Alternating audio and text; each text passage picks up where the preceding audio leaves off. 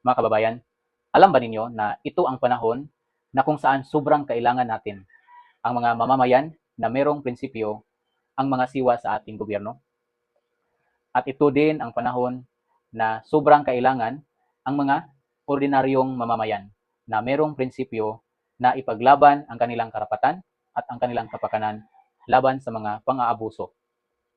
Nasasabi po natin ito dahil nakikita natin ang ginagawa ng karamihan sa ating mga opisyales, lalong-lalo na sa Kongreso, na kung saan sila ay ating inaasahan at inaatasan na gagawa ng mga batas at mga patakaran na huhubog para sa kapakanan at kaunlaran ng ating bansa. At ganun din, protektahan ang ating mga karapatan at itaguyod ang kaunlaran ng ating ekonomiya at ng ating bansa. Ngunit, nakikita natin na karamihan sa kanila ay inuuna ang personal nila na mga agenda o ang kanilang personal political interest.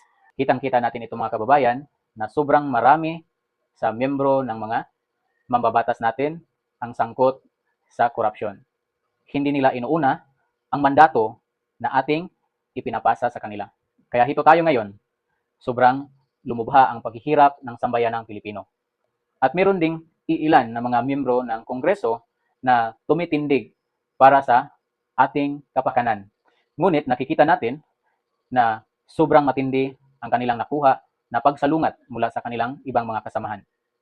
Isa sa mga mambabatas na nagsisikap na itaguyod ang kapakanan ng mga mamamayan, particularly ng mga manggagawa, ay ang isang party list representative ng kamanggagawa na si Ili San Fernando, na siya ay nagsisikap na maalis ang mga provincial rate at magkaroon ng standard or nationwide na minimum wage rate na sapat para sa pangangailangan ng bawat pamilyang Pilipino. Ngunit, hanggang ngayon ay hindi madaling maipasa sa Kamara. Sobrang maraming mga humahadlang.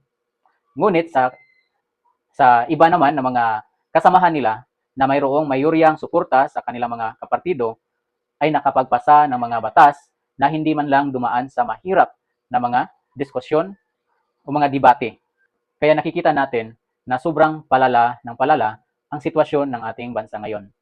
Na ang ating mga pinuno na sila ang ating inaasahan na magsisilbi sa atin ay sinisilbihan nila ang kanilang mga sariling interest. Sa ating mga kababayan na nakikinig ngayon sa mensaheng ito na may malasakit at pagmamahal para sa kanilang pamilya ng kanilang inang bayan, kailangan po namin ang suporta ninyo sa pagtaguyod at sa pagbuo ng samahang ito na titindig at magiging boses sa mga ordinaryong mamamayang Pilipino, particularly ang mga mamamayan natin na nangungutang or nalulubog sa utang at sa kahirapan dahil napabayaan sa ating pamahalaan na maprotektahan at mabigyan ng magandang oportunidad. Kaya nais po natin na magkaroon tayo ng oportunidad na maging kasapi sa pagbuo ng mga batas at mga pulisiya na huhubog at magtaguyod sa kapakanan ng mga mamamayan, na maprotektahan sila sa mga pang-aabuso at ganoon din magkaroon ng mga kawani ng gobyerno na tapat at magtaguyod sa kapakanan ng bawat mamamayang Pilipino. Maraming salamat.